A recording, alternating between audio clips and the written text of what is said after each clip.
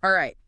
Ready to dive deep into some weird stuff? Let's do it. Hit me with it. It's Orgone energy and Okay. chemtrails.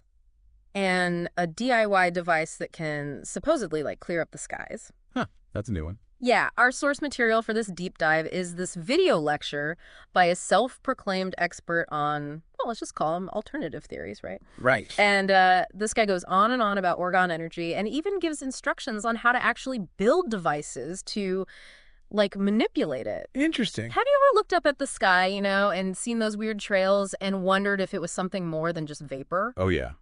I mean, that's where this gets interesting. Yeah, it really makes you think. Yeah, so let's unpack this whole Orgone energy thing. What do you say? Okay, let's do it. So Orgone energy, this was like the big idea of this guy, Wilhelm Reich, back in the early 1900s, a scientist. Okay. Now, Reich was a little controversial, I guess that's a good way to put it. I'm getting that feeling, yeah. He was convinced that there was this unseen energy, like a life force flowing through all of us, all living things. He called it Orgone. Orgone. And get this, he thought it could be harnessed and used for all sorts of things. Healing, even. Okay. Even weather control. Wait, weather control, like making it rain? That was the idea, yeah. Reich even built these boxes, these contraptions. He called them Orgone accumulators to try to, concentrate the energy, right? He said they could treat all kinds of illnesses. Really? Wow, that's a pretty big claim. So did the medical community, did they buy into this? Not really. A lot of scientists were very skeptical. And it got kind of complicated when Reich got the FDA's attention. Oh, I bet that didn't go well. It didn't. He ended up in prison, actually. No kidding. So this Orgone stuff landed him in jail. Yeah, which, it kind of adds to the whole mysterious vibe of this Orgone energy thing, right? Yeah. But here's the thing.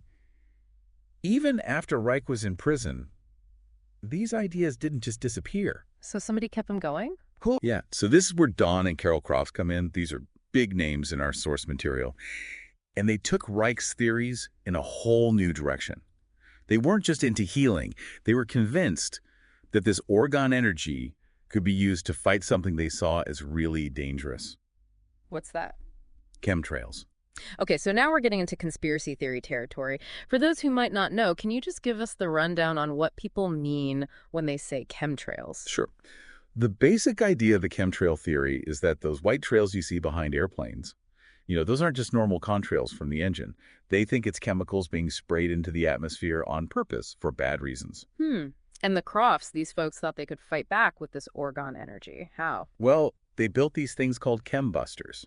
They're like modified versions of Reich's cloudbusters, but they were supposed to be able to, neutralize the bad energy associated with chemtrails. So they're like Orgone warriors fighting a secret sky war.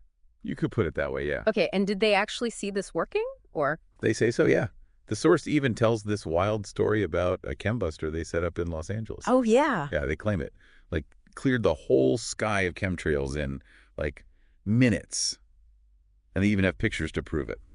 Okay, so we have some intriguing pictures of a clear sky, but were there any, were there downsides to messing with this Orgone energy? I mean, was it dangerous? Well, and there's a story about Robert McCullough. He was a friend of Wilhelm Reich, and he was messing around with a regular cloudbuster out in the Arizona desert. He accidentally touched the thing with his bare leg, and, yeah. Ouch. Intense pain. His leg went numb, instantly. Ended up with a limp for the rest of his life. Yeah. So, yeah, I guess there were some risks. Wow, that's wild. So maybe messing with this Orgone energy wasn't such a great idea after all. Well, that's what some people say. But our source emphasizes that the Crofts design, the chembuster, they made that to address the risks, right? Okay. They claimed theirs were totally safe and even gave people instructions on how to build one themselves. Really? A DIY chembuster? So, I mean, they're basically saying, hey, take control of the skies. Fight back against this conspiracy. That's the feeling you get from it, yeah.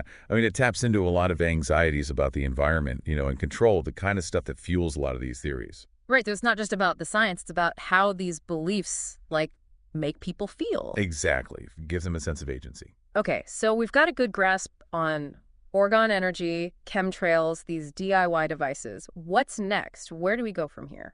Well, I think we need to dig deeper into the claims being made about this Orgone technology and the chembusters. Is there any evidence? Yeah, good point. And we should look at the history of these beliefs. Where do they come from? How have they changed over time? And why are people drawn to them in the first place? Like, what's the psychology behind all this? Exactly. I'm down to keep digging if you are. Let's do it. I think it's going to get really interesting. So we've heard some pretty wild claims about Orgone energy, but let's, take a step back and look at this from like a science perspective. Like, what do we know about this supposed energy? Yeah. Well, the thing is, like mainstream science, they don't really buy into it. There's just no evidence, like hard proof to support that orgone energy exists. Right. So science isn't on board, but like, does that mean there's nothing to learn from these ideas? Even if it's, not proven by science. No, no, I wouldn't say that. It's always good to look at things from different angles. Like even if this orgone energy isn't real, it tells us something about, what people are worried about. That's a good point. Yeah, like even if it's not real, why are people drawn to this idea? Especially in, a world that feels kind of crazy sometimes. Exactly. And our source material is full of this, like, distrust of authority. Talk about YouTube and Google censoring them, like the government hiding orgone technology. They even mention spiritually retarded alien overlords controlling everything. Spiritually retarded alien overlords. Wow. That's something. But even if some of the language is out there, it seems like there's a deeper anxiety here. Oh, absolutely. Yeah. I mean, even if some of these ideas sound far-fetched, they often reflect real concerns. Like, what if powerful people are manipulating information, the environment, using technology for their own gain? People worry about that stuff. Right. So it's not just about the science, it's about how these beliefs tap into a feeling of unease, about the world. Exactly. And understanding that context is key. Like, if you really want to know why these theories resonate with people. Okay. So we talked about the distrust of authority, but what about the chemtrails? Like the actual chemtrails? Is there any science behind that part of the theory? Well, most scientists, the experts, they say what people are seeing. Those trails, those are just contrails. It's condensation for the plane engines. Right, but our source material, they think there's something more sinister going on, something deliberate. And that belief often stems from anxieties about pollution, government secrets, people in power, manipulating nature for their own gain. So even if science explains the trails, there's this fear, like a lingering fear that something else is going on. Right, a lack of trust. Like we're not being told the whole story. Okay, so let's talk about the chembusters again. Even if we pretend, just for a second, that chemtrails are real, could these devices actually do anything? Could something made of metal shavings and crystals really change the weather or get rid of chemicals in the sky? That's where it gets, speculative. There's no science to support that kind of manipulation of the atmosphere. But the source, they share these stories, photos, they seem convincing, like they really believe it. And that's the tricky thing about anecdotal evidence.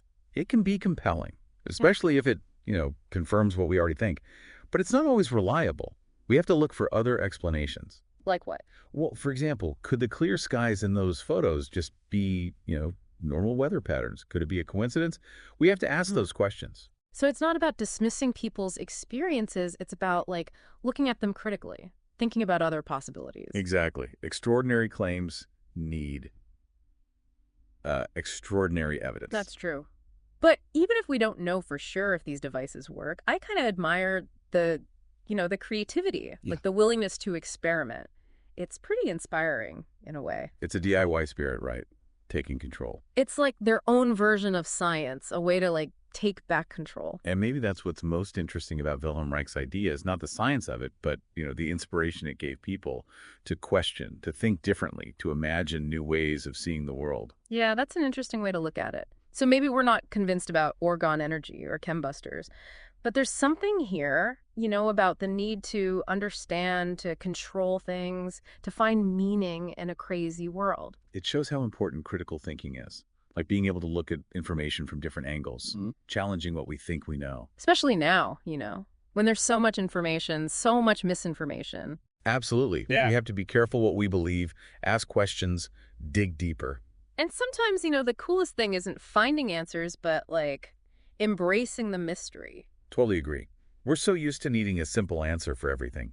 But there's something, beautiful about the things we don't understand yet. Right. So maybe the biggest takeaway here is just to be curious, be open-minded, and, a little bit skeptical. Yeah. And always keep exploring, keep asking questions.